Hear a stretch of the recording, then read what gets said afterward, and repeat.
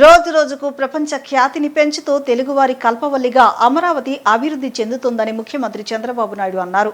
అమరావతికి పూరి జగన్నాథుడు వచ్చాడని, ఈ ప్రాంతానికి తిరుగులేదన్నారు. ప్రజా రాజధాని అయిన అమరావతి హిందూ ధర్మానికి సాక్ష్యంగా నిలిచిందని, ఎవరు ఈ భూమిని టచ్ చేయలేరని, స్థల మహత్యం ఇక్కడ ఉందని చంద్రబాబు నాయుడు వ్యాఖ్యానించారు. రాజధాని అమరావతిలో ముఖ్యమంత్రి చంద్రబాబు నాయుడు సాంప్రదాయ క్రతువులు నిర్వహించి జగన్నాథ రథయాత్రను ప్రారంభించారు. రథం లాగే ముందు పూరిలో జగన్నాథ స్వామికి చేసే ప్రత్యేక పూజలు నిర్వహించారు. అమరావతి రాజధాని నగర బృహత్ ప్రణాళికతో కూడిన చిత్రపటాన్ని శిరస్సుపై ధరించి విశ్వనగరిగా అమరావతి ఎదగాలని కోరుకున్నారు. పూరిలో నిర్వహించే సాంప్రదాయ క్రతువులో భాగంగా జగన్నాథుని ముందు భాగంలో సీఎం చంద్రబాబు నాయుడు బంగారు చీపులతో ఊడ్చి శుభ్రం చేశారు. అనంతరం జగన్నాథుడు, బలభద్రుడు, సుభద్రల ఆసీనులైన రథాన్ని తాడుతో లాగారు. ముఖ్యమంత్రితో కలిసి కేంద్ర మంత్రి పెమ్మసాని చంద్రశేఖర్, మంత్రి పి నారాయణ, స్థానిక శాసనసభ్యులు, భక్తులు రథాన్ని లాగారు. అనంతరం చంద్రబాబు నాయుడు మాట్లాడుతూ, సోషల్ మీడియా ప్రభావం వల్ల పెరుగుతున్న ఆందోళనలు, ఒత్తిళ్లకు ఆధ్యాత్మికత ఒక్కటే పరిష్కారమని చంద్రబాబు వెల్లడించారు. ఉమ్మడి కుటుంబాలు కాస్త మైక్రో ఫ్యామిలీలుగా మారడం అనేక సమస్యలకు కారణమన్నారు. ప్రజలకు ప్రశాంతత, మంచి ఆరోగ్యం కోసం రాష్ట్రంలో ఆధ్యాత్మిక శోభ పెంచుతామని తెలిపారు. త్వరలోనే 5,000 దేవాలయాలు నిర్మించి దేశ సంస్కృతి సాంప్రదాయాలు కాపాడే ప్రయత్నంలో భాగస్వామ్యం అవుతామని చెప్పారు. ఈ కార్యక్రమంలో ఇస్కాన్ భాగస్వామ్యం కావాలని కోరారు.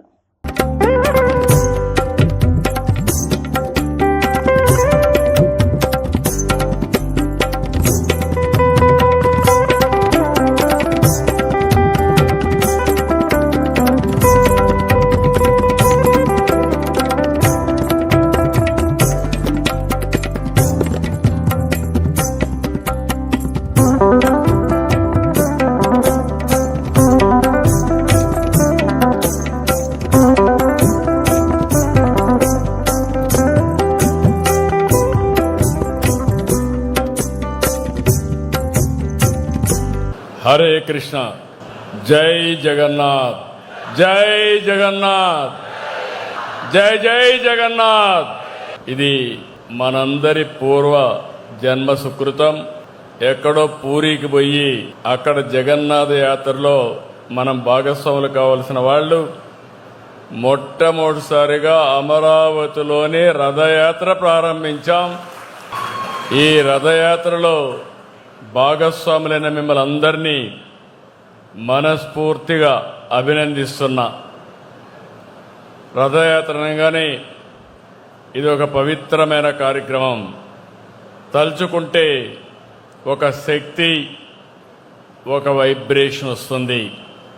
భారతదేశ చరిత్రలో జగన్నాథ రథయాత్రకి ఎంతో ప్రత్యేకత ఉంది.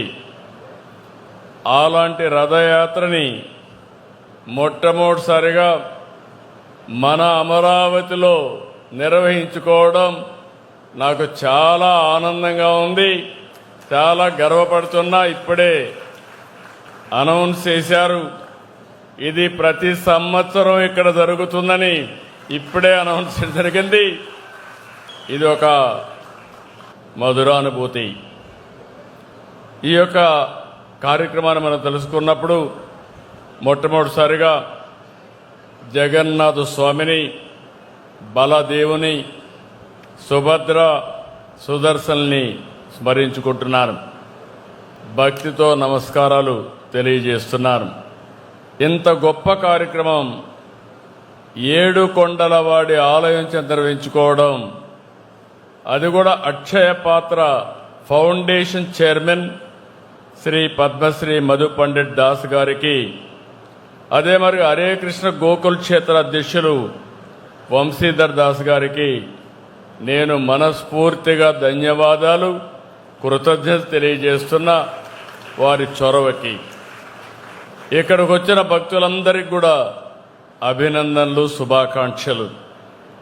మనందరం కూడా పూరి రథయాత్ర తలుచుకుంటేనే మనసు పొంగుతుంది. రథయాత్రకి ఎంతో విశిష్టత ఉంది. ఇలాంటి కార్యక్రమానికి మనం ఇక్కడ శ్రీకారం చుట్టాం. ఇప్పుడే స్వామి గారు చెప్పారు, రాబోయే రోజుల్లో జగన్నాథుడు వచ్చారు, లక్ష్మీదేవి వస్తుంది. ఇక్కడ అమరావతికి తిరుగు లేదు, తిరుగుండదని మరొక్కసారి మీ అందరికీ విజ్ఞప్తి చేస్తున్నా. ఈ రథయాత్రలో పార్టీ భాగస్వాములు కావడం, రథాన్ని లాగడం మనందరికి ఎంతో పుణ్యం దక్కుతుంది. ఇది పవిత్రమైన పుణ్య కార్యక్రమం. ఆధ్యాత్మిక విలువలు, నిస్వార్థ సేవల విషయంలో ఇస్కాన్, అక్షయ పాత్ర ఎంతో గొప్ప పాత్ర పోషిస్తున్నాయి. హరే కృష్ణ మూమెంటం ద్వారా మధు పండిట్ దాస్ గారికి ప్రపంచమంతా కూడా ఆధ్యాత్మిక సేవలు చేస్తున్నారు. దేశంలోని 16 రాష్ట్రాల్లో 3 కేంద్రపాలిత ప్రాంతాల్లో అక్షయ పాత్ర 25,000కు పైగా ప్రభుత్వ పాఠశాలలో, అంగన్వాడీలో ఆహారం అందించే కార్యక్రమాన్ని, ఒక పవిత్రమైన కార్యక్రమాన్ని చేస్తున్నారు. ఇది ప్రపంచంలో ఎక్కడా జరగలేదు. అక్షయ పాత్ర ద్వారా 25 సంవత్సరాల్లో 500 కోట్ల మందికి ఆహారం అందించారంటే అది ఈ ఫౌండేషన్ యొక్క మహత్యం. ప్రతిరోజు మన దేశంలోనే 23 లక్షల మందికి ప్రభుత్వ సహకారంతో పౌష్టికాహారం అందిస్తున్నారు. ఆధునిక సాంకేతికత, పరిశుభ్రత, నాణ్యత, సమర్థవంతమైన నిర్వహణకి అక్షయ పాత్ర ఒక ఆదర్శం. 2008 నుంచి సేవలు అందిస్తున్న అక్షయ పాత్ర ప్రస్తుతం మన రాష్ట్రంలో 10 సెంట్రలైజ్డ్ కిచెన్స్ ద్వారా 1,83,000 మందికి విద్యార్థులకి పౌష్టికాహార భోజనం అందిస్తున్నారు. మొన్నే అన్నా క్యాంటీన్ వస్తే ఎవరికిస్తే బాగుంటుందంటే రెండో ఆలోచన లేకుండా ఆ అన్న క్యాంటీన్లో భోజనం కూడా అక్షయ పాత్రకి అప్పచెప్పాం. బ్రహ్మాండంగా నిర్వహిస్తున్నారు. నాణ్యమైన భోజనం పెట్టే పరిస్థితికి వచ్చారు. ఇంకో పక్క మధు పండిట్ దాస్ నాయకత్వంలో కొండలో హరే కృష్ణ గోకుల క్షేత్ర ప్రాజెక్టు రూపొందిస్తున్నాం. తొందరలోనే ఇది పూర్తి అవుతుంది.